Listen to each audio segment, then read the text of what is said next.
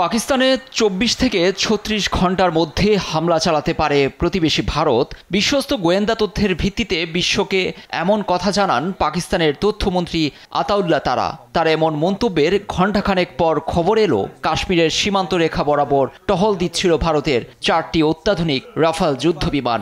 সেই খবর পেয়ে উড়াল দেয় পাক যুদ্ধবিমানও।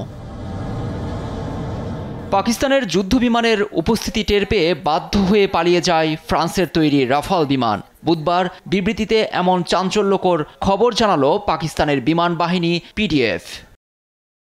নিরাপত্তা সূত্রের বরাতে পিটিভি নিউজ ও রেডিও পাকিস্তান জানায়, ভারতীয় বিমান বাহিনীর ৪টি রাফাল নিয়ন্ত্রণ রেখা অতিক্রম না করলেও অধিকৃত কাশ্মীরে রাতভর চক্কর দেয়। বিষয়টি নজরে আসে ইসলামাবাদের।